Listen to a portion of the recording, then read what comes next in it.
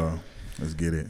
What's up, everybody? Thanks for joining us again this week. Here today with Jah Soul. How you doing, man? Man, just living, man. Feeling good, man. How you doing, man? Man, Thank you so much. I'm good. Yeah, glad to have you on, man. Appreciate you. Yeah. So what's up, man? You said you're doing good tonight.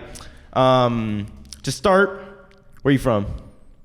So, man, I'm born and raised in LA, man. So I was born in Mission Hills, and then we moved to Northwest Long Beach, just right by Poly High. And, man, I've been out there all my life, man. Jumped around, like, you know, I spent some time in San Diego and some time, like, in Bakersfield. Don't ever go to Bakersfield. That's the armpit of California, for real, man. But no disrespectful to y'all, you know, Bakersfieldians out there. But yeah, so born and raised in LA, man. And I've been out here, on the island for maybe 8-9 years. Yeah.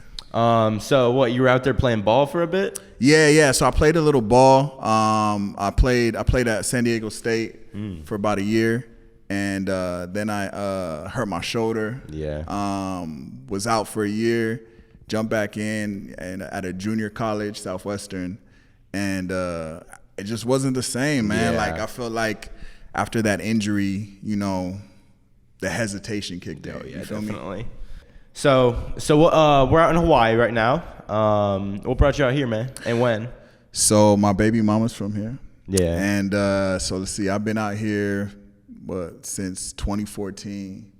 Yeah. Damn. So we met in San Diego, and it was pretty much either she moved over there or I moved over here. Yeah. And, you know, it was a no-brainer. You know what I mean? I mean, you know, my family comes from Jamaica. Mm-hmm. So, you know, the island background is kind of there. So I kind of loved it. You know what I mean? Yeah. Yeah. So this is what brings me peace, hands down. What do you mean by that?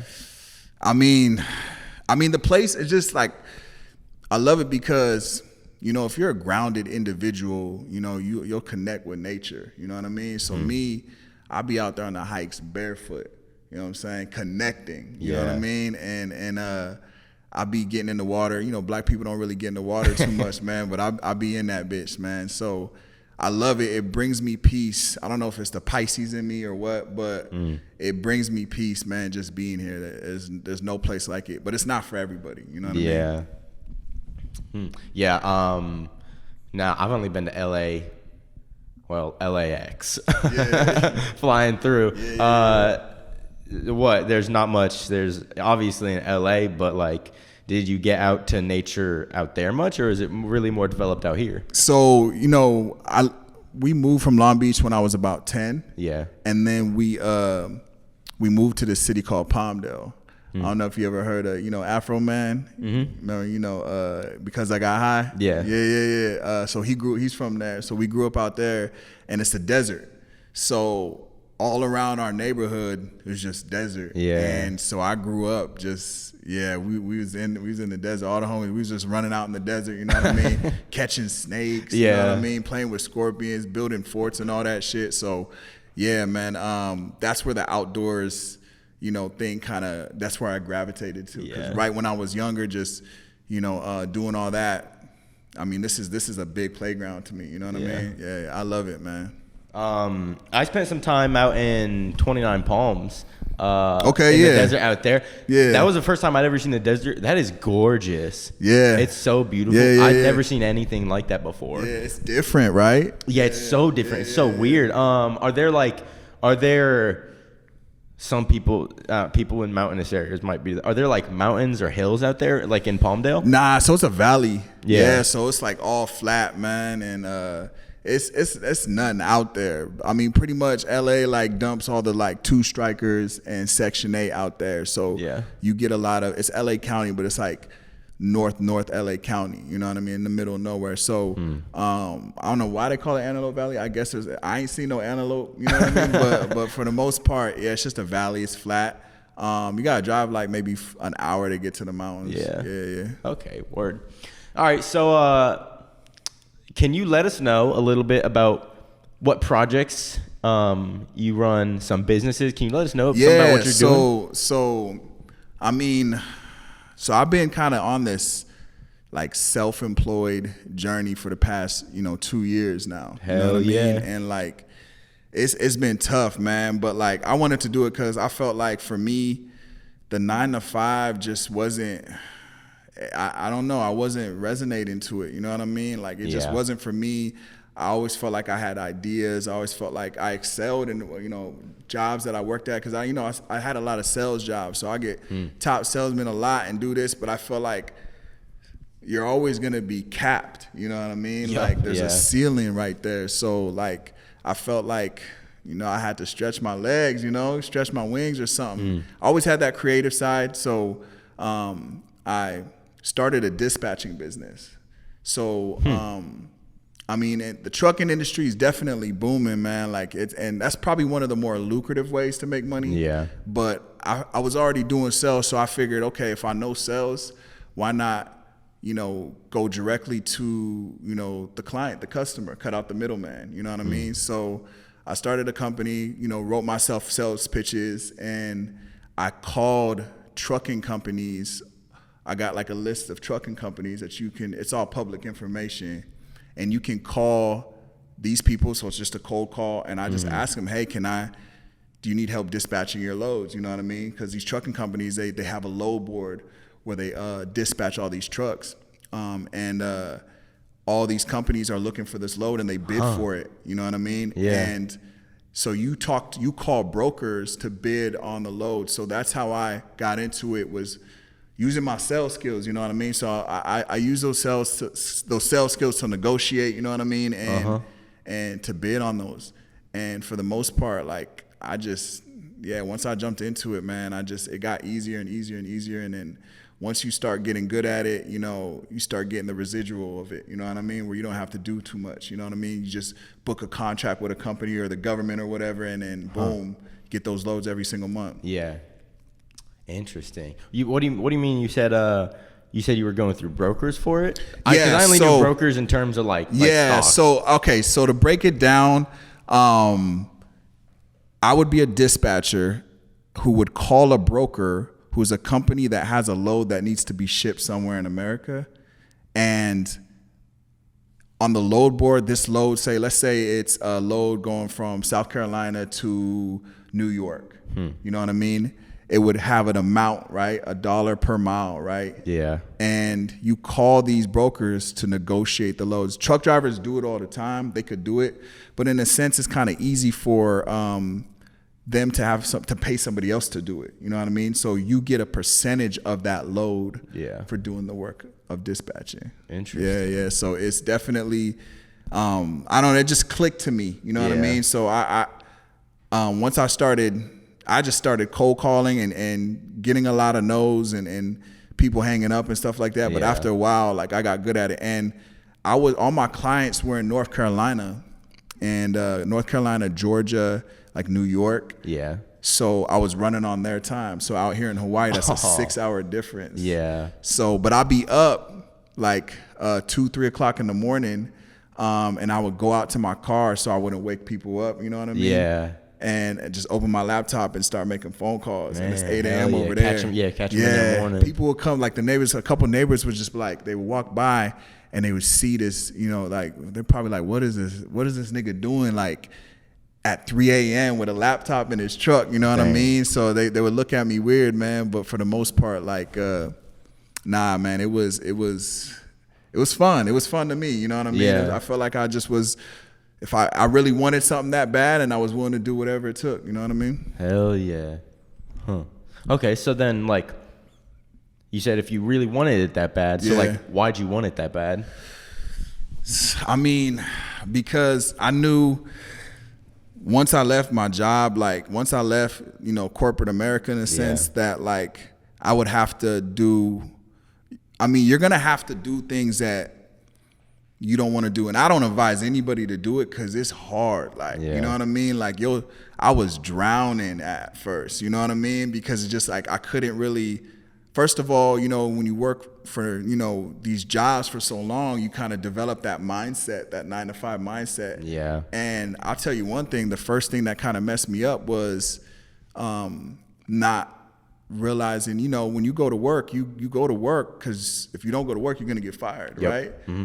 But when you have your own business, it's different. You can kind of get away with more. So you kind of will get lazy, or if you have a good month, you'll be lazy the second month, and then you'll feel the effects of it when the bills is due. So yeah, that kind of was a struggle at first too. You know what I mean? But for the most part, like I did not want to go back to doing a 9 to 5 because I felt like that's where I lost my freedom. You know what I mean? Yeah, definitely.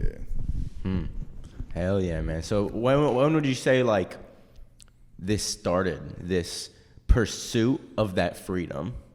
Yeah, it's something I always had, man. Like when we were young, like growing up in LA, we used to have all these little cliques and you know what I mean, and like these little groups, you know, or these little gangs, and like we used to so I'll tell you a story. We had this little phase, you know, the rock star phase, when everybody was wearing like stripes, famous in stripes shirts and all that. You know what I mean? There was a whole phase, man, when I was growing up. And like, so we had this little crew called the Certified Rock Stars. And we used to be like, we used to work under this realtor, and he was kind of a rich dude. He knew a lot of rich people. And so, I mean, we were like, 15? So we kind of got exposed to like dudes pulling up in Lambos and seeing these big mansions and all this, and like kind of seeing all that and like kind of getting influenced by it, you know what I mean? So I've always had that, like young, I would say, just being motivated by, you know, being bigger, you know what I mean? Going bigger, you know what I'm saying? Like just completely, you know, letting your creative side flow, you know what I mean?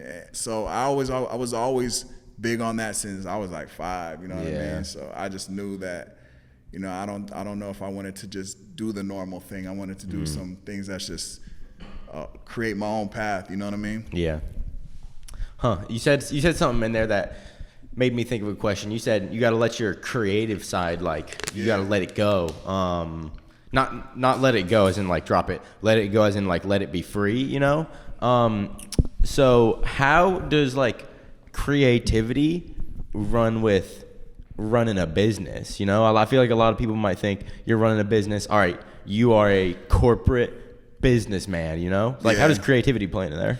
So, I mean, branding, you know what I'm saying? That's huge right there. Like, coming up with a good brand that, you know, and kind of like, it gets deep, man. Maybe even doing some research on psychology, you know what I mean? Because that's what marketing and branding is. It's all, a lot of it is psychology. A lot of it is just how it captures the eye, you know what I mean? Like Apple, you know what I mean? Like their logo is very like sleek and sexy and shit like that, you know what I mean? Like, but it's so important to have that. And I feel like, you know, when I started, I had to come up with the logo. You know, I had to come up with the website. I had to come up with the name. You know what I mean? And so my business is Loyalty One Dispatch. It was just something that I was just like, you know, let me just.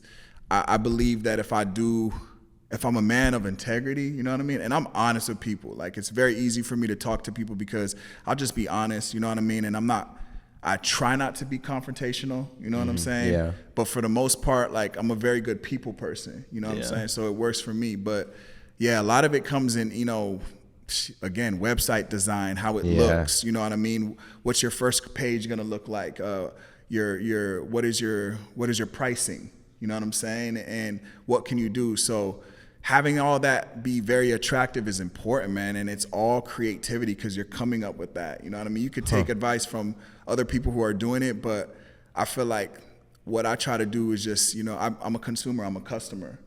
So I try to relate. What do I like? You know what I mean? I do what the do exact same thing with like these videos. Yeah. Because I'm a consumer too. Yeah. Everybody is, man. So yeah, I feel like it's just, it's important, man. Like marketing and branding is everything. I feel like if you're going to start any business, like you have to understand that, you know what I mean? Because that's going to get the cash flow. You know what I mean? I think cash flow is key when it comes to business. How can you make money from it? Like, you know, and then how can you figure out to have it make money for you? You know what I mean? Yeah.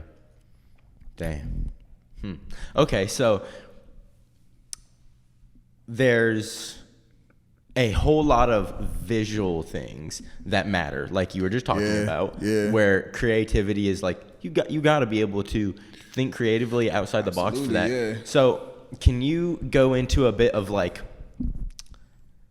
when you said you wouldn't suggest anybody go into that market of being your own boss and run your own company, why? Like, what's that all about?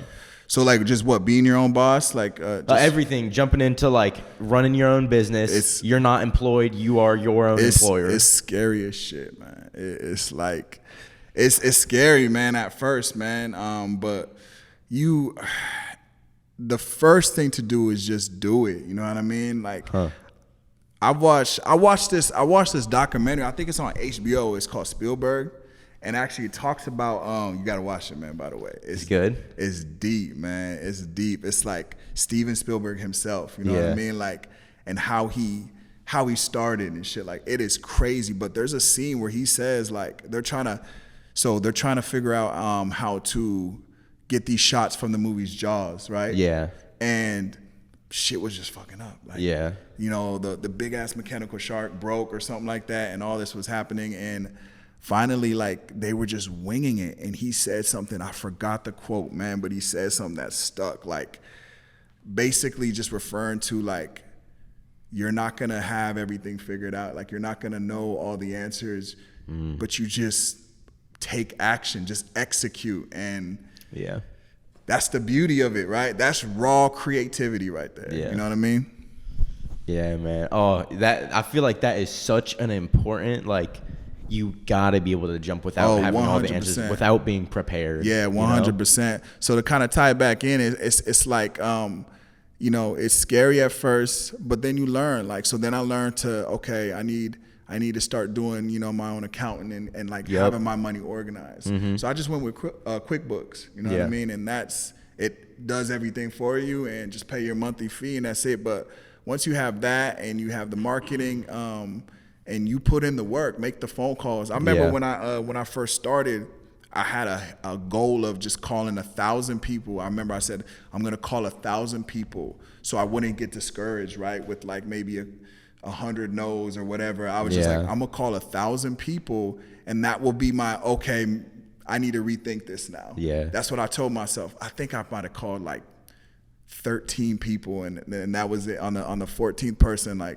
that was it, closed. And then I realized, like, okay, like this can be done. You know what I'm saying? But you do that at first because it's gonna be hard, man. Like, you gotta. I just set it so high. I was just like, I'm willing to do this. I want to do, you know, 1,000 phone calls until somebody says yes. You know what I mean? And change the script up every now and then or whatnot. But yeah, man, it's scary. But yeah, when you're running your own business, you're in the beginning, unless you have people that are working with you, you'll be doing the accounting, you'll be doing the, you know what I mean, all your taxes and the website, the marketing, the branding, everything. You know what I mean? Yeah, man, that's a oof. Yeah, I just recently started my first LLC. I was trying to start a company, which I've actually. Because I was trying to do that. I was like, all right, I need to go, you know, because inaction is like, you know. So I was like, I need to go. So I started LLC. I was gonna do a car like rental company, which is I was just gonna get a car, and then I was gonna rent it out in Turo. After more research, I sort of, it's kind of like the market out here was way oversaturated in the past couple of years. Saturated. So I'm definitely thinking that's not the best idea anymore. Yeah, I know a couple of homies who like went under, like bought like 3 cars, and like, you know what I mean? Because it was tempting, but then I was like, maybe that's not. Maybe it's not anymore what it's cracked to be, what it was 3, 4, 5 years ago out here. But that's I don't know. That's a big like. Definitely one of my biggest hurdles right now is figuring out cash flow, and then figuring out the steps of, all right, so I do art, I make art. So now how are we going to make it profitable? How am I going to have a cash flow coming in to where I can do this without every single day, 5 days a week, 6 days a week, 7 days a week, spending over half the day making money doing something else just so I can hang on and have just a little bit of energy left for it, you know? Yeah. Nah, it's real, man. It's definitely real. But yeah, cash flow is important because it's easy to start a business. It's easy, you know, to even get the licensing, get an LLC and do this. but you know, you want it to have some kind of cash flow, even if it's like $100 a month. You know what I mean? It's profitable. You know what I mean? Like, start somewhere. Some people have businesses and you know, there's no cash flow with it. You know what I mean? Like, so yeah, cash flow is important, man. Grant Cardone wasn't playing when he was talking about that. Like, cash is king and all that. Just having the money come in is what's gonna motivate you. You know, that's when the door opens. You know what I mean? Yeah, man. Yeah. So what would you say, like, with everything you've done and everything you're doing, what's been the biggest, like, hurdle in the road so far for you? The biggest hurdle I would say is you know, just knowing, like referring back to that, you know, just if designate this time, you know what I mean, to working. Like, if you're give yourself a schedule. You know what I mean? Because my hardship was like balancing it. You know what I mean? I remember I'd be like, you know, at Disneyland with my daughter, you know, and wifey, and like feeling like getting all these calls and shit, and feeling like stressed out, like having to deal with this stuff. But it's again, like, I rather do that and struggle than retire from a job. Honestly, I said it, man. Like, you know what I mean? Not to knock anybody who's working, you know, at all. Like, but it just wasn't for me personally. You know what I mean? And people make big money doing it. You know, there's you know what I mean? There's regional managers making $200,000, $300,000. That's nice. You know what I mean? But for me, like, I kind of feel like, nah, like I have to retire myself. You know what I'm saying? Yeah, definitely. Yeah, sometimes, I sort of grew up with, like, real similar, like, I don't want to be stuck being somebody's, like, bitch in the office, you know? But then, like, then I sort of, like, would think about it, and I'd be like, okay, well, I can say that, but now, like, if I'm in the military right now, it's paying for a lot of my shit, you know? That's where my money's coming from. If I were to get out right now, I would be, I would have to just get a job, and then I would still be doing this, bringing in just a tiny little bit of cash flow. And then people who, like, say, people who it is okay for them, you know, where maybe their focus and enjoyment in life doesn't come out of that, where it make other stuff, and then they're making 4, 5, 6 times what I'm making, you know, and they're able to go home and they're able to be with people they love and shit. But, like, it's kind of like a curse, a gift and a curse, you know, having the big facts, man. Oh, that's man. Crazy, man. So right now, what are you up to? Like, what's your biggest focus in life right now? So I do that. I mean, I came from, you know, videography, like we were talking to before. I feel like I kind of feel like that is, you know, the hobby that I have for creativity, to create, you know what I mean? So I do that on the side as much as possible. Music videos, weddings, or, you know, just advertising, whatever, you know what I mean? Like, I love it. Even just, you know, getting the camera and going out and going on a hike and putting together like a reel, you know, it's just a beautiful place to be, you know what I mean? So I do that. But I feel like I have 3 hobbies, and, you know, people talk about this, having one hobby that makes you money, one hobby that keeps you creative, and one hobby that keeps you in shape. So that's pretty much what that's where I kind of balance my life right now. It's like I do a lot of creativity. I do a lot of fitness, you know what I mean? So I do boxing just to kind of stay in shape and stuff like that. And then I do, you know, my businesses or whatnot to make the cash flow. So I believe in it. Having those 3 hobbies is kind of just key in life, and I feel like that's how I'm gonna keep it and just kind of level up in all 3. You know what I mean? Hell yeah. Yeah, man. So, where would you say, like, right now in life are you trying to get to, you know? As in next steps. Or even, like, I would say if I can get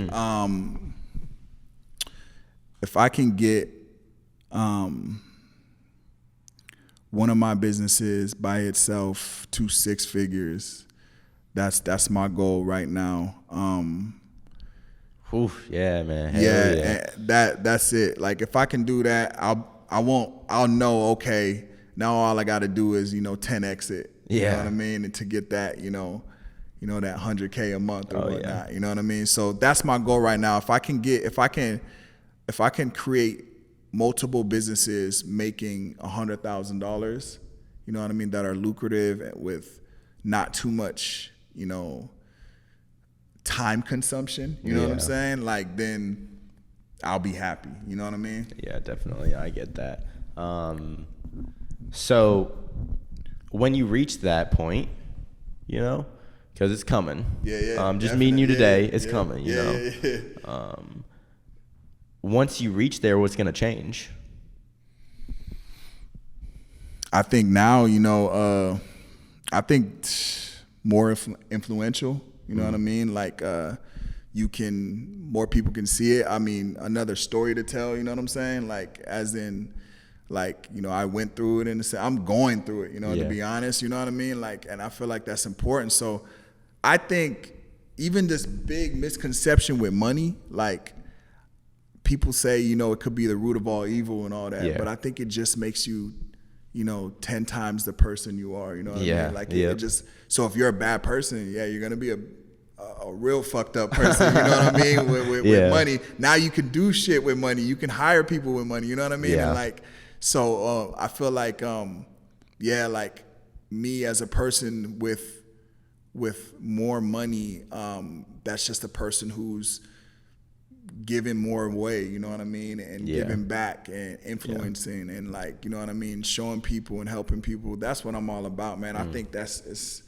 it's really what life is all about. You know what I mean? It's really all about spreading love. That's it, man. You know what I mean? Just giving back, because, man, like, look at what's going on in the world. You know what I'm saying? Like, there's a lot of shit out there that's, like, negative and hateful and natural disasters just killing people. Bro. I mean, the only thing we can do is love, right? Yeah. For real, so. Okay. So, do you think that, like, that's a big part of your life, is sort of that charitability and that communal love? Communal love might sound like a weird word, but yeah. Like love for the community and people, Yeah. Like, where did it come from, or is that like a big part of your life? Is that a big part of who you are? Yeah, big time. Like, like if I feel like I don't have a problem with, like, helping people out. Like, you know what I mean? I usually sometimes, I think the problem is I might get tired, helping people, giving handouts, and people maybe not, taking advantage of it or something that. But like, for the most part, I feel like that's just the type of person I am. I'm always gonna, I love to help people out. If I can give something to somebody and make them cry, you know what I mean? Tears of joy, that's gonna make me feel better, you know what I mean? And with my own family, that's what, I'm really big on, you know what I'm saying? So like, if I can give back and I can be a better person for my family, if I can, take care of my entire family, you know what I mean? And if I can take care of, people in less in need, I still got family. My family's from Jamaica, so on my mom's side, and there's a lot of people out there, they live in the bush, and it's like poor and you just don't, for me, I was born to be a type of person to not want to see anybody in my family struggle, you know what I mean? So, and I kind of feel like it's my responsibility, you know what I mean, to kind of do that. So it's just something that I always had, man, like, you know what I mean, just wanting to help people out, man, you know what I mean? Yeah, totally, I get that. Along that, like, same vein, what would you say is, like, motto isn't the right word, but, like, when you go through life, what are sort of some of the core, like, principles and tenets and, like, things that drive you? I think, man, that's a good question. That's a deep question.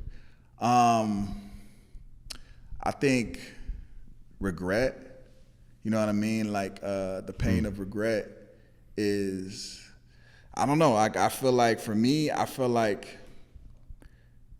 I don't want to make it to the end of my life and regret shit. Like, oh, why I didn't do this and why I didn't do that. Like, I feel like, you know, we should learn. You know how people, you know, do interviews with old people who are on their deathbed and they ask them questions. You know what I mean? They ask them about, you know, what are some things that you would change, or do you have any regrets, or what would you have done differently? Exactly. And they all talk about the regret that they had. You know what I mean? And you don't want to. I don't want to be like that. You know what I mean? When it's my time to go. So I feel like that's what really drives me to want to be bigger. You know what I mean? To do better. So that's key right there. So and I feel like we all struggle too with. I think discipline is like, you know, the other side of that pain. Yeah. You know what I mean? So they say, you know, you're gonna feel some type of pain. It's either the pain of discipline or the pain of regret, right? And the way I look at it is right there, Yeah, the way I look at it is like, might as well just have that discipline pain, you know, because you get a reward from it. You know what I'm saying? So, yeah, man, it's definitely that, just the fear of regret, man. Yeah.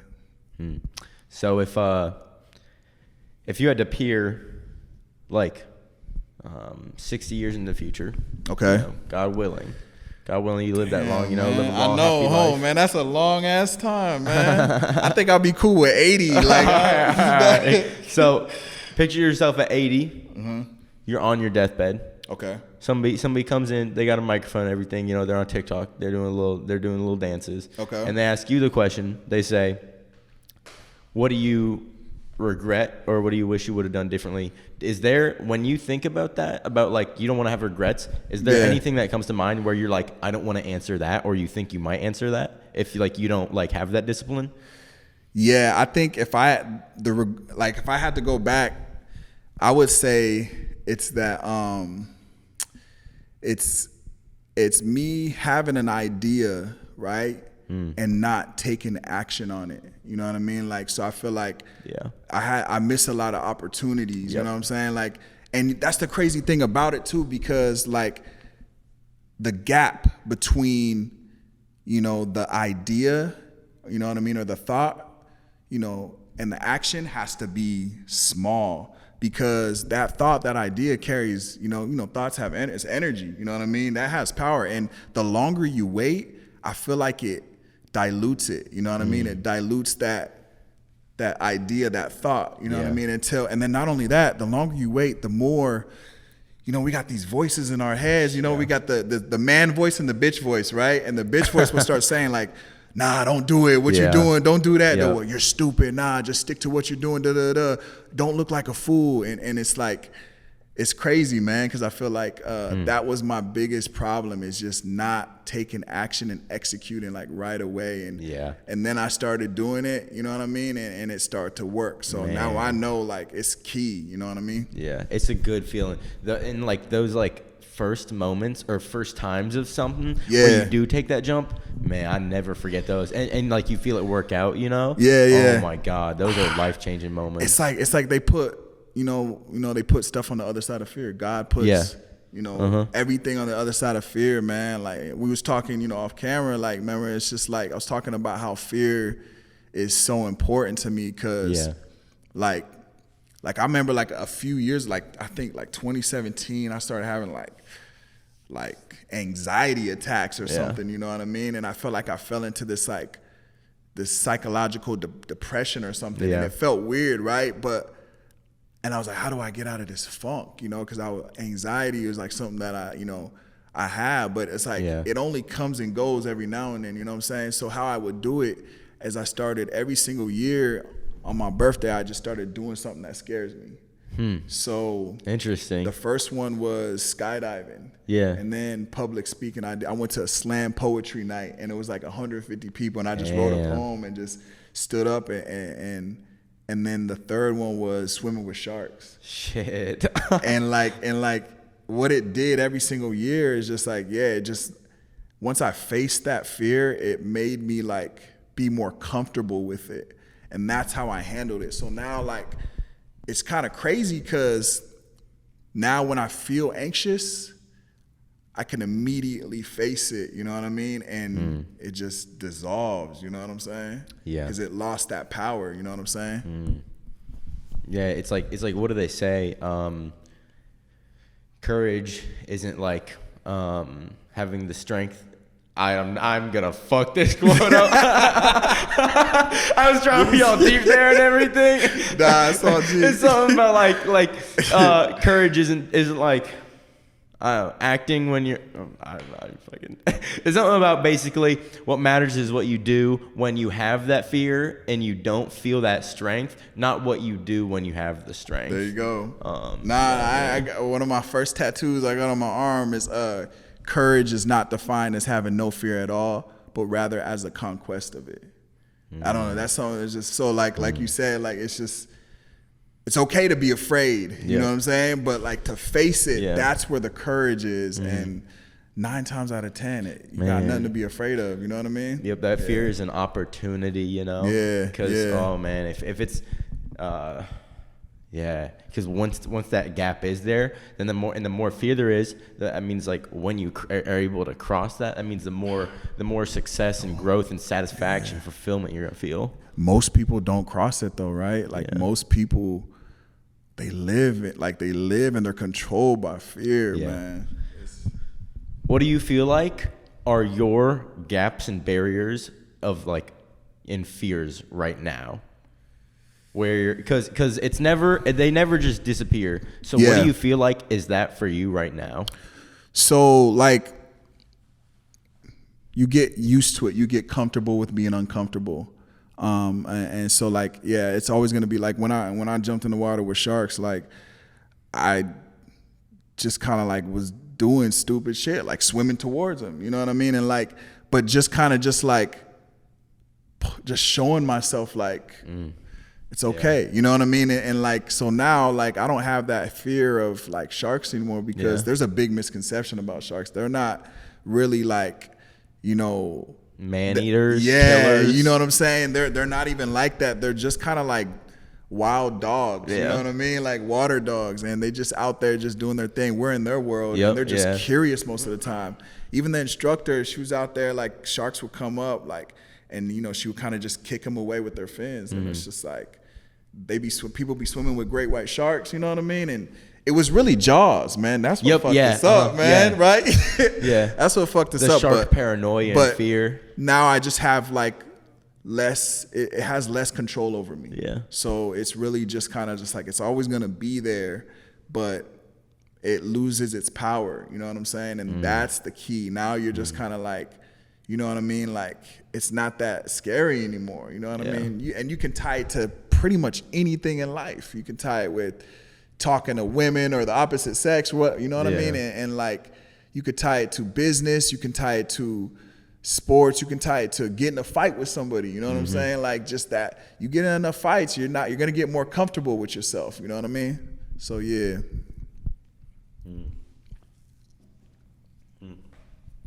So do you have, or can you think of, or like have memory of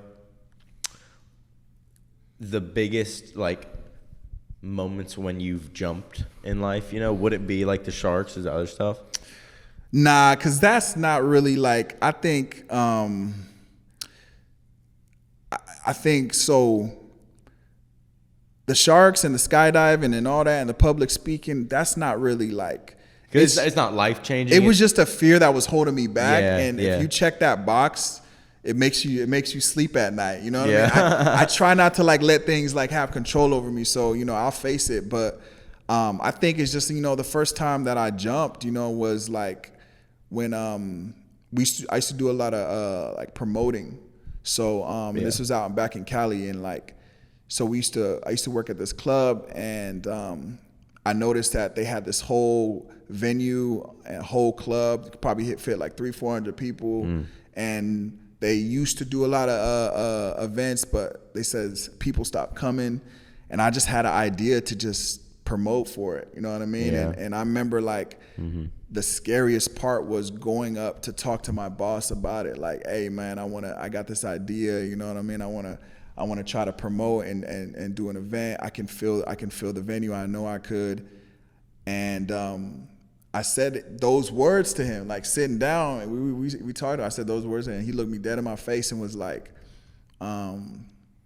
he was like, Jason, I don't think you can fill a venue. How about you do this, or how about you do that? Let's start with this and let's start with that. I don't think you could do it. He said that, and I remember I was just like, dang, you know what I mean? But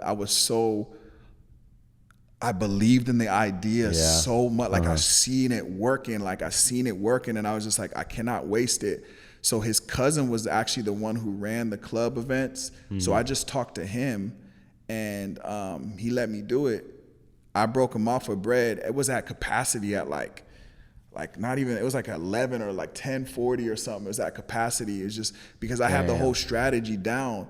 That was the biggest like jump for me, because I knew that you can go up against somebody who's been in the industry, who's telling you to your face that you can't do something, and when you know you can do it, you know what I mean? Yeah. So once I did it, once I said, hey, I was respectful about it. I was like, okay, cool. And, I knew that I could still talk to the cousin. He was the one who actually ran it. He was the big boss who ran the hotel, a hotel and a restaurant.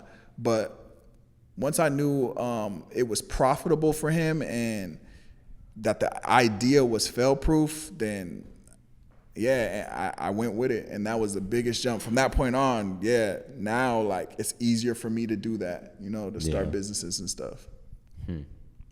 So would you say that's the biggest like theme you've learned in life, is that being able to jump over those gaps? Yeah, is to definitely like, again, like everybody has their own vision, everybody has their own perception, you know what I mean? And nobody has access to that. So if you have an idea, you know what I mean, and you want to do something, do it, because there's going to be people even in that industry that are, maybe they're even fairly successful or very successful, I don't know, who are going to try to tell you you can't do something based off of their experience. But again, they don't know you. They don't have access to that idea and everybody's unique. So that was my biggest thing that I learned, definitely, was even people, everybody, because it's going to be your parents, it's going to be your significant other. Doesn't matter who it is. If you truly believe it and you can't shake it, it's there for a reason. You know what I'm saying? Yeah. It's there for a reason. Yeah. Huh.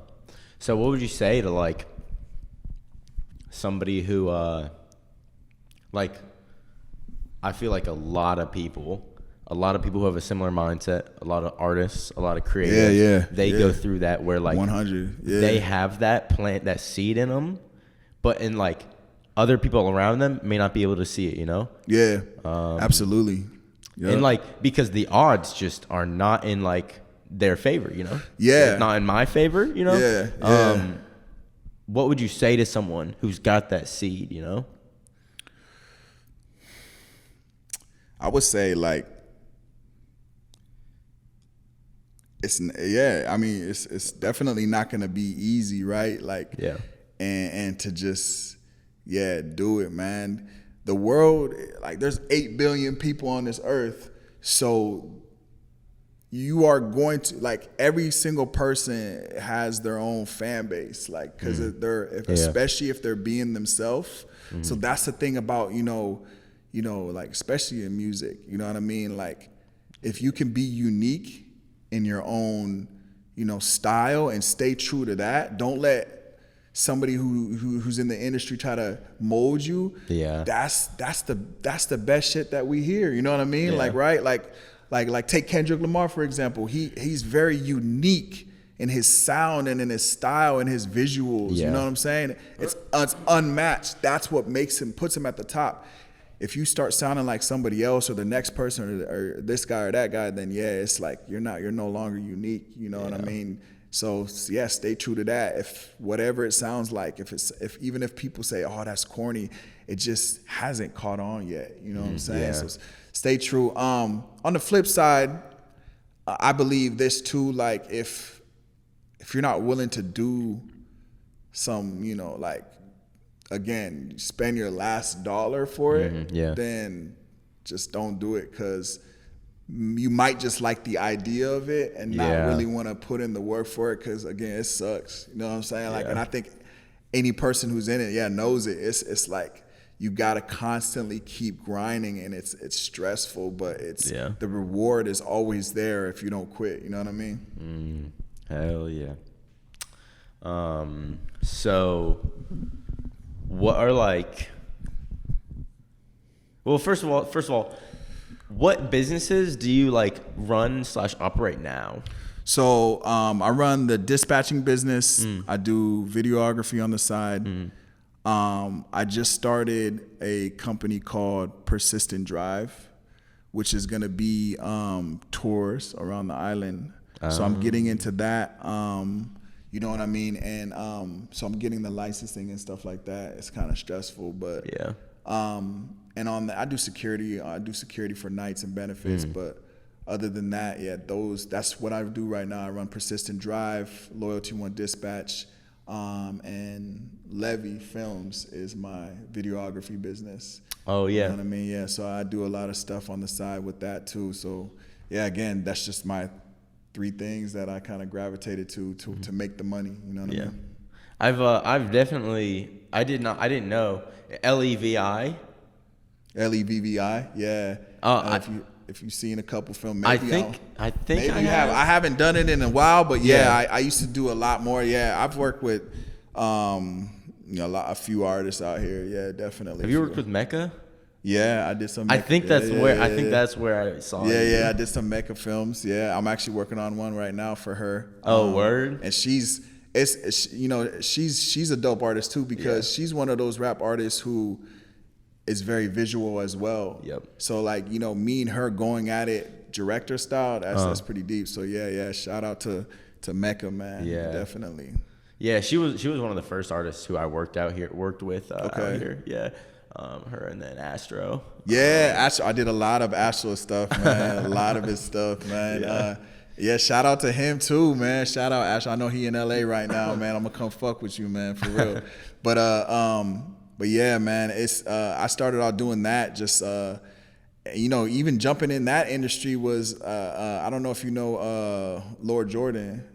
He's kind of like he used to live out here, but he moved to Texas. I think I've definitely heard the name thrown around. That's my dog, and I hit him up. I got a new lens, and I was like, hey, let me shoot your album release party or something. You know what I mean? Let me just pull up, and if you like it, cool. If you don't, cool. You know what I mean? And just put together a little clip, and I knew just by doing that, you know what I mean? You can definitely. I knew I was gonna get some kind of exposure. Like I was gonna get a rapper, or somebody was going, some artist was gonna, tap in with me, and that's what happened from that point on. It was just like a seed. That's another thing too, man. Like definitely don't be afraid to reach out, like to people and do stuff for free. You know what I mean? Because like you can get. I like the referral system. Like, hey. I'll shoot this for you. I'll do this for you for free, but you got to get me like three referrals that I can work with. Yeah. And then boom, you know what I mean? That's an exchange of currency right there. So don't be afraid to. I tell people all the time, don't be afraid to reach out to people and DM them, or when you see them in person, talk to them. It doesn't matter, man, because those are opportunities. You know what I mean? Yeah. All right, gonna pause here real quick. Switch the camera batteries out. We'll get back into it. Back from our break, back to the regular scheduled programming. Mm-hmm. All right, man. So earlier when we were talking about deathbed regret, what really matters to you in life, you mentioned the gap sort of between thinking and acting. Can you go into a bit like what does that actually mean, Yeah, so like when you have an idea, or like a thought, maybe an idea to start a photography business, or a landscaping business, or become a rapper, even a stripper, whatever. Whatever your goal is, man, if you have an idea, to take action on that immediately. Like you have to execute immediately, because the thoughts have energy, or you know what I mean. And like I feel like the longer you wait, the more, the less potent it's going to be. You know what I mean? Because there's so many factors that kind of kick in, like when you hesitate, right? Yeah. Like I heard Nipsey Hussle talk about it one time. He said you have to have, the right amount of escape velocity. So like a rocket, that's going up into outer space. Gravity is the number one factor that's holding it back, right? Yeah. And there's a lot of factors, like we have to be going fast enough to break through that atmosphere, you know what I mean? Because everything is pushing that thing back. So what do? They build a rocket that, and they use rocket fuel. And that, the force has to be greater than the resisting factors. Yeah. You know what I mean? So like for us, that's like the voice in your head that tells you not to do it, the fear that you get, the distractions like, watching Netflix or scrolling on Instagram, whatever it is, man. Those will slow you down 100%. So really just having that thought and executing immediately is the fastest and surest way. Like you're vibrating the highest. Yeah. I feel like that's how people get there every single time. You know what I mean? They just go. So yeah, don't hesitate, man. When you have an idea, just do it. Just like step by step. What's the next step that you have to do? Little by little by little. Yep. Keep doing that until you have and all the gears are working. You know what I mean? Yeah. So a lot of creatives have a business sense because I think they go hand in hand. Creativity and entrepreneurship, something like that. And from the outside looking in, I sure as hell don't. And a lot of people I work with sure as hell don't have several businesses that they start up and running, are making money on. Yeah. So could you go into a bit about the journey it's taken to get where you're at? But specifically, I want to know, and also for people out there who may be at their lowest for real. What it's taken, where you've been at, your lowest, everything that it's culminated to now. Oh yeah. I mean, the journey is, not having, starting off in the beginning and not having that steady paycheck, you know what I mean, of a job that comes every week or every 2 weeks. Yeah. You know what I mean? It's up to you because, when you run your own business, that's all commission, in a sense. If you look at it like that, you're not getting paid if you don't do the work. You can show up to your job and you're getting paid.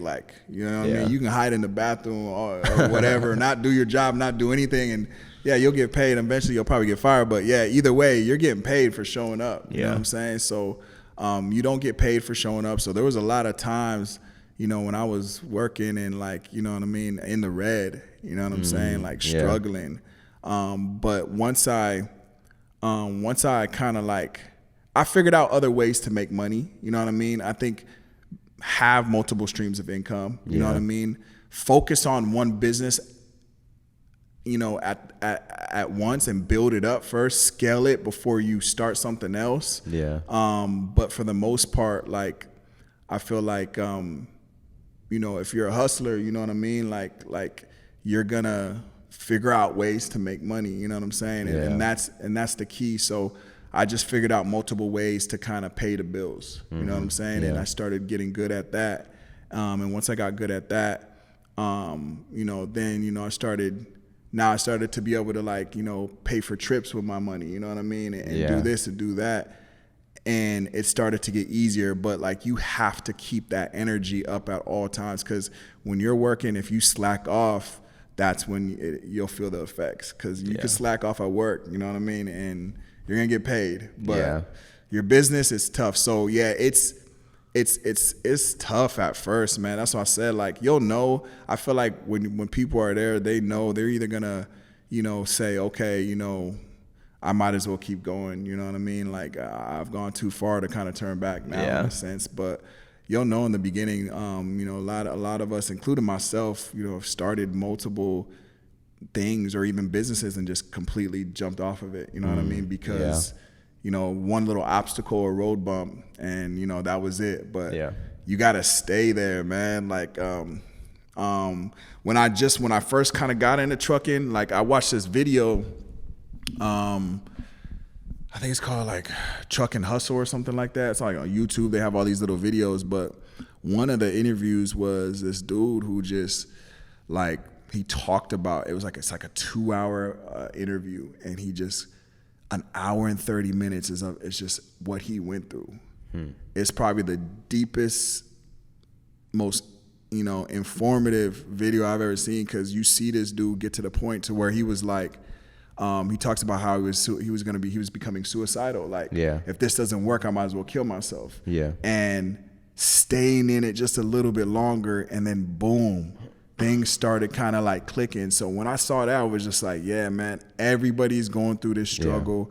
You're going to have to go through it. You know what I mean? No matter what, there's no way to avoid it, but it is better to do that and get the pain from that, because you're going to get a reward from it, than the pain of not doing it, the regret.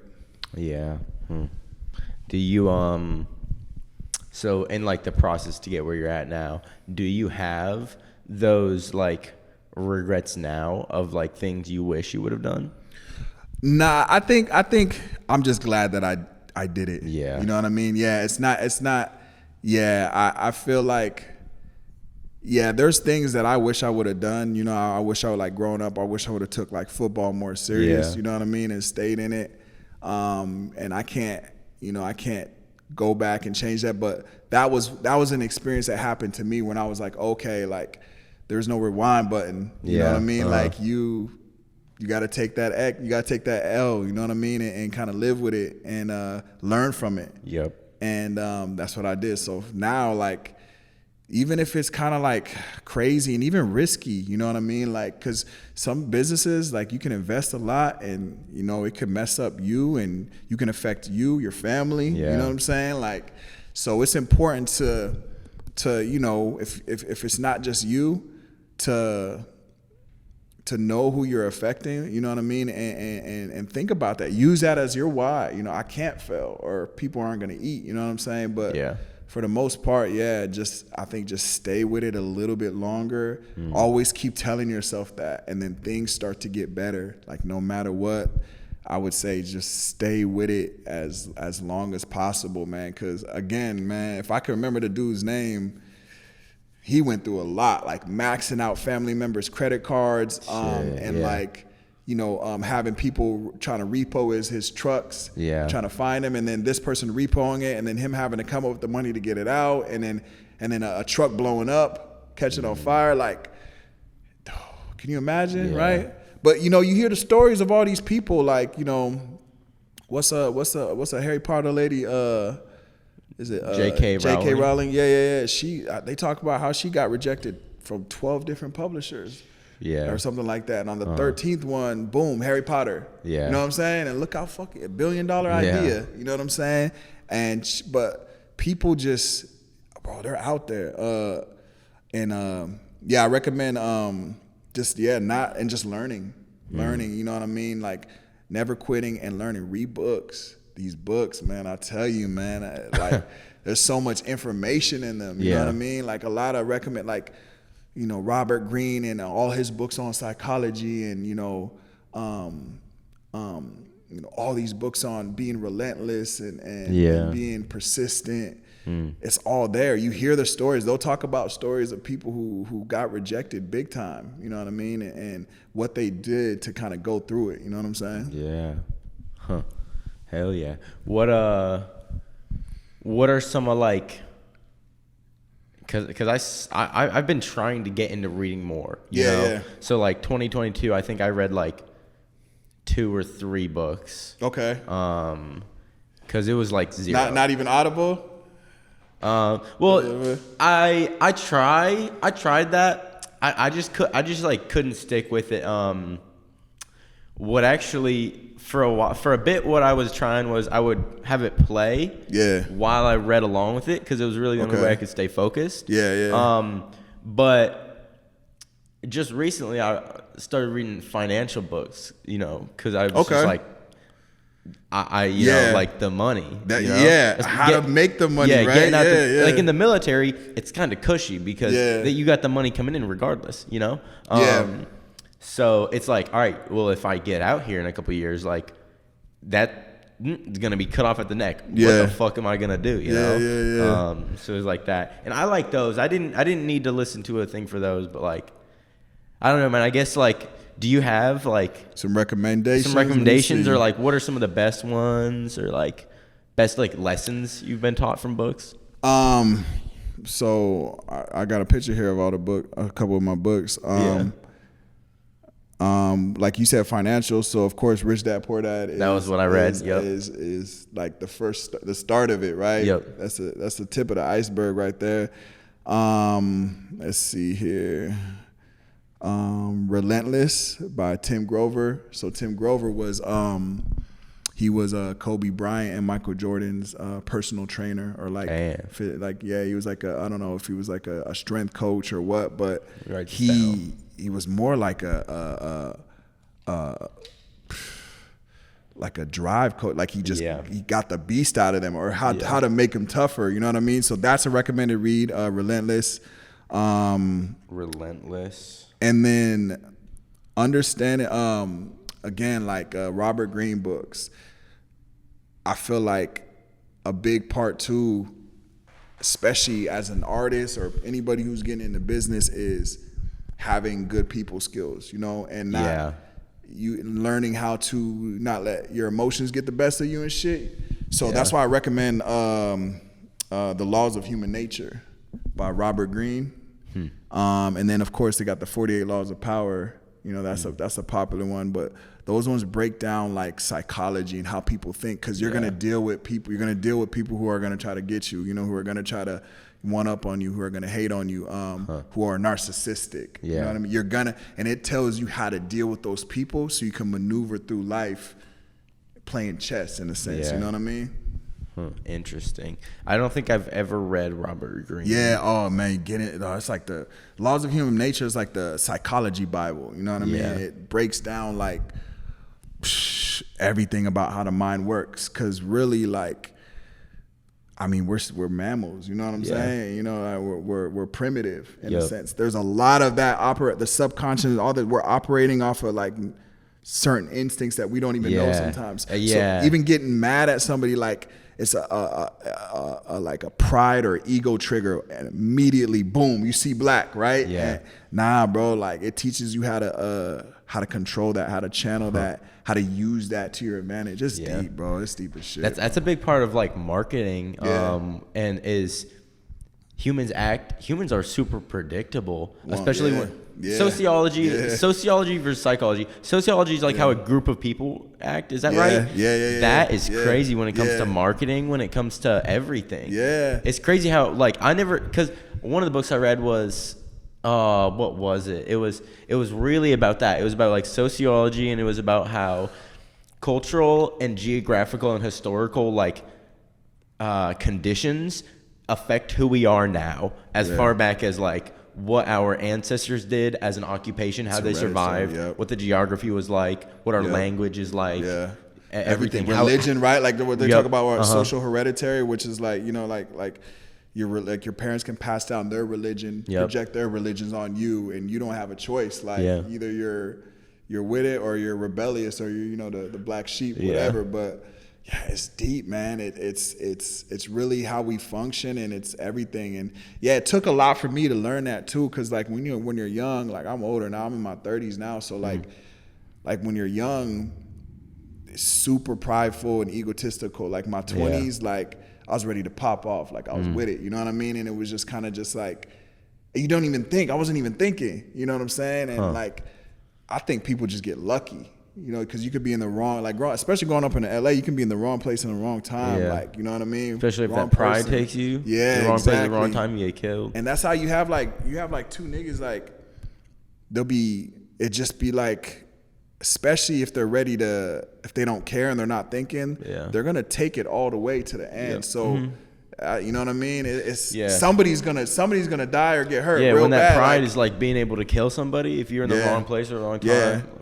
And then they regret it. So like, right? They a lot of them regret it because that wasn't even them. You know what I'm saying? So like, just controlling that, bro, is key, man. And just learning how to not get emotional and don't burn bridges. And then, you know, there's a lot of, in a sense, there's like, it does talk a lot about like good manipulation, like using, I think we all operate off of like political viewpoints where we do want to make sure we're good first. You know, we don't want to like put ourselves in danger. We're looking out. We're always looking out for ourselves too. So using everybody that to the advantage, is, like, you know what I mean? Yeah, use that to the advantage. Look out for us. Take care of yourself.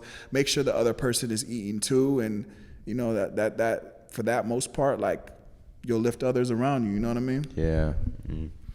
That's a big part of when I think about my content creation with everything. I try to curate it so that like, because ultimately I feel like humans are like naturally selfish, and it's not necessarily even like selfish in the way, like a bad way that people think, but like that survival instinct, you know? So I try to curate like what I make to where people can use it selfishly, you know, to where it's like this is my creation. Okay, now I want to give it out to the people watching. I want to give it to you. You can make it your own. You can use it selfishly, and not in a negative way, but like you can use it your own, so that okay, now you feel better for having consumed my media and stuff like that, you know? Because like at the end of the day, if something doesn't offer value to like your life, realistically, unless there's like people aren't gonna do it, you know? Yeah, or why are you even entertaining it? And like if it doesn't add value to your life, like you should be avoiding it. But like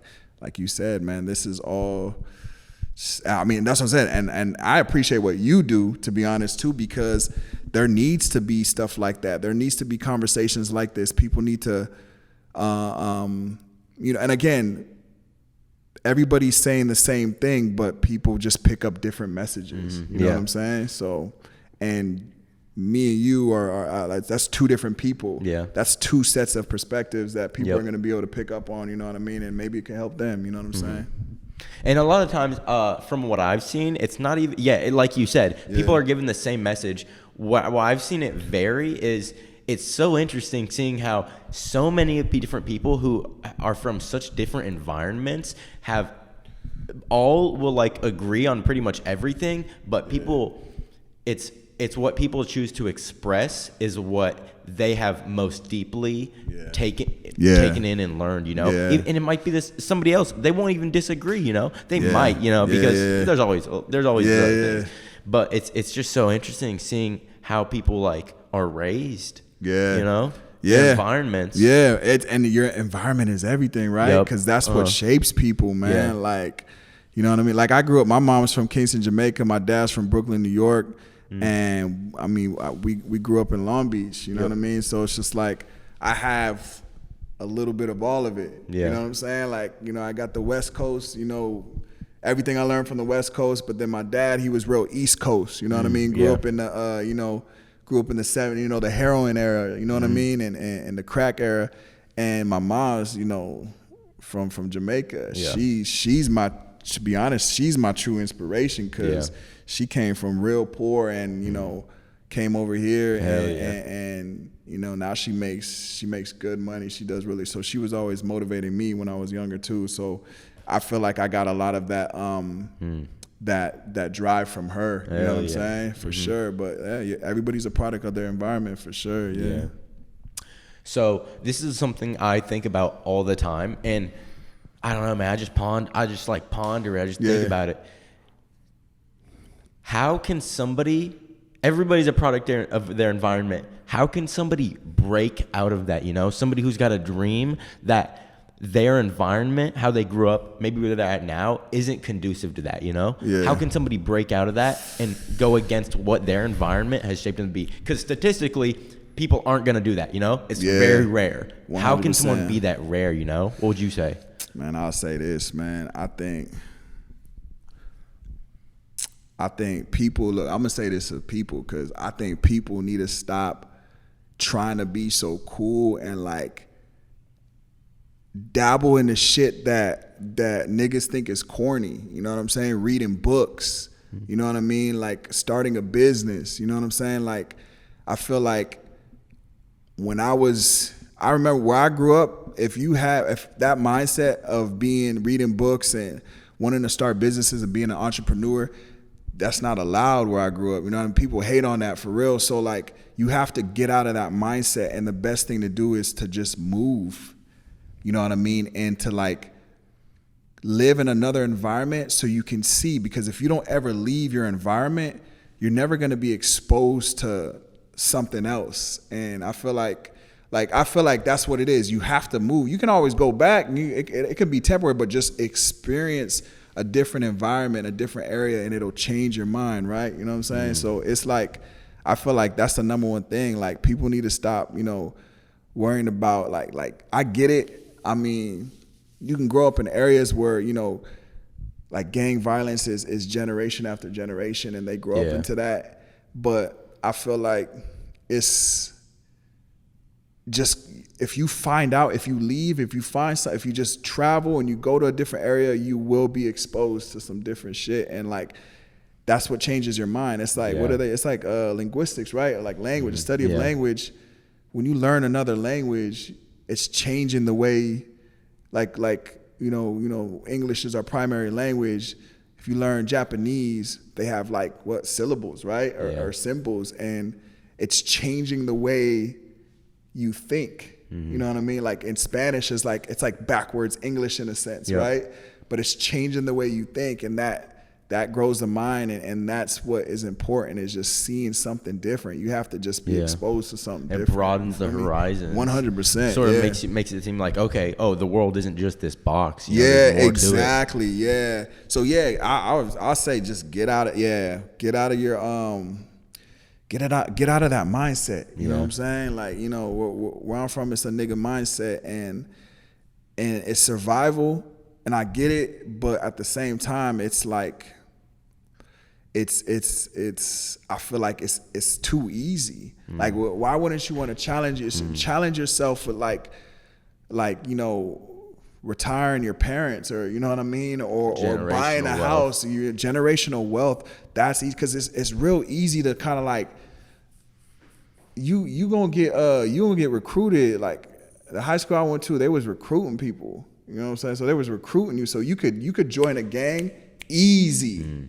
It's like, and once you do that, you start putting in work, you can get access to whatever you need. You know what I mean? Like, and you start to go down that path, and it's easy. But what's hard is to actually start a business, to take care of your kids and your grandkids, and you know what I mean, and to do stuff like that. That to me is real nigga shit. You know what I mean? It's jumping out into the unknown. It's like, you don't know. You know, there's no guarantee. It's crazy, because you really got to give up. You got to give up like certain guarantees. You know, if you give up the usual, what everybody else is doing, you know, because there's benefits to that, you know, that's what you want. Like, good, you know, there's benefits to that, man. If like that jump though, if you got that drive in you, like I said earlier, that shit's a gift, but that shit is also a curse, you know? Let me ask you this. I got a question for you. Do you think we all are born with it? Ooh. That's the big question right there. That's the question. So, man. Or is it some people got it and some people don't? Because I ask myself that, and I can't find the answer. I don't know what it is. It's hard for me to see that, because I see people who you can look at them and be like, nah, that person don't got it. That person don't got it. But then you never know. Like, that person can blow up when in his 40s or 50s or something. I don't know. But really, man, fuck. I have to say that it is environment, because even so I got 4 siblings, and even so, like, the years apart we do not have the same family, all of us, you know? We all of us, same mother, same father, but my older sister, she was an only child for how many years? Then for how many years did she only have a sister? Then for how many years did she only have a sister and a brother, you know? Whereas my little sister, I'm the second youngest. Okay. My little sister, she, from first of her life, all she's known is having 4 others above her, you know? So everybody experiences it differently, you know? Even in a family like that, you know, everyone's different.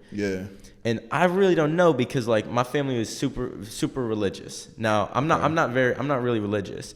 Christianity? Yep. Okay. And so I'm like you mentioned earlier, like I'm really the black sheep in that sense. Yeah. Because it's not even just my family. It's grandparents for however long, all family, you know. Yeah. So and then like, man, so I don't know. I gotta say. But what about the people who grow up in the worst environments and like get out? You know what I mean? Like even in like Africa, like where like you hear about. These Africans like just inventing stuff with trash. And the idea is a $1 billion idea. You know what I'm saying? It's just like, I gotta think that it is internal drive for whatever reason. Whether somebody has a dream and somebody has the self-confidence and courage to chase after whatever their dream is. Dream for whatever reason, you know. Maybe when they were a kid, they saw an ad, they saw a movie where some dude did some crazy shit, and as a kid, that really impacted them as a kid, you know. And then come 15 years later, that person's like, you know, how crazy would it be if I went to the damn moon? And then they're saying, okay, well, that really goes into engineering. So let me learn about this engineering. Oh, you know, I'm actually in my daily life, I come across this thing that could be probably engineered better. And then, you know, it's stupid, you know, where somebody somewhere really poor, you know, they could be, people might be asking the question, why are you doing this? You know, we need money. Yeah. But, you know, having the courage where even if it does fail, you know, I got a dream and I want to chase it, you know, and I gotta. But I don't know. Even that's oversimplified. Do you think it's like just a combination of like parenting, environment, and I guess you can say genetic makeup? You know what I mean, or something like that. But even what was the book I read? You had something? It was that even talked about it. I think a lot of how we act is out of our control from the moment we're born. You'll pick up those traits, right? Yeah. I think that it's a tough question, man. I don't know. What do you think about it? I can't. It's tough, man. I think it can be a combination. Because again, for me, like, you know, I grew up without a father. You know what I mean? So my dad wasn't around. It was just me and my sister and my mom for like the early years. You know what I mean? And she was just running around, you know, working 3 jobs, trying to make ends meet. And like, my dad I would see him every now and then, but like my mom is what I was, who I was raised by. And then whatever I saw on TV, what was happening kind of influenced me, you know what I mean? So I watched a lot of movies, and then I've always been kind of like drawn to greatness though, you know, just because I think for me personally, like I grew up, you know, seeing the end of Jordan and seeing Kobe Bryant, you know what I'm saying, and hearing about Walter Payton and hearing about Muhammad Ali and just seeing that and like, dude, that's greatness, you know what I mean? So that came from, I don't know, TV, but like for me, like I could have been anything, you know what I'm saying? I could have, like, you know, you're exposed to everything and like major cities, you know, like New York, you know, Florida or like California, like you can be anything. You can grow up because you're exposed to pretty much everything. So I think my mom just instilled a couple core values that I just live by. That's you know super what I mean? important. And that helped me steer on the other end, you know what I mean? Yeah. Yeah, like in the Midwest, like I grew up like outside of a small town, and then like when I was 12 or 13 moved to Columbus, but like that was like Midwest. One of the things is just like hard work, you know. We weren't farmers, but like there's a lot of farmers out there, so like there's a really big mentality on just hard work, you know, grinding, and that is definitely like giving me a huge role. And then just my parents, they taught me, you know, similar thing of like they taught me just like those core values, which just like, you know, super grateful for. It's just like those little things that just like they bloom, you know what I mean, into like something bigger. But I just remember like my mom said one thing she used to say all the time, like she used to say, don't get no girl pregnant. She used to always tell me that. And then unless you really love her and want to be with her, like she just kept saying that. So you know what I mean? So that was something that stuck. And then she said, if you fail to plan, you plan to fail. So you should always say that. So just basically have a plan. And I think that's what helps me too, especially like, you know, starting something. Like try to get, you know, detailed about it. Cause I'm very like, I try to like, I write stuff out, write a whole business plan and then have ideas, add scenarios. If this happens, I'm going to do this to make up for it. Like being detailed and planning out is something that I do. And it came from that one message. Now I can say, there's a lot of things that I didn't do and all I had to do is plan and, you know, I fucked it up or something like that. You know what I mean? But for the most part, like that replays in my head and that is probably what makes me who I am. You know what I mean? Yeah, definitely. Yeah. Oh man, shit. Thank you so much for your time. No today. Worries, man. I appreciate you. So glad we're able to sit down and everything. Yeah. So the last thing I always ask, the last question, is if you had like one thing to leave our audience with, one message or anything that you know is important to you that you want to share with them before we head out, what would you let them know? Damn, that's a good one, man. Yeah. We talked about so much. I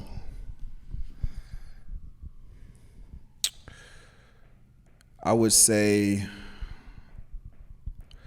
to kind of tie it back into what I said, like I would say just don't give up, man. Like if you stop, like you're going to lose all that momentum, and the importance is to have momentum. You know what I'm saying? Like start something and then just keep building it brick by brick by brick. You know what I mean? And that's going to build the momentum. And once you build the momentum, again, you don't want to stop, because once you stop, I guarantee it's going to stop you dead in your tracks. So just keep going no matter how hard it gets.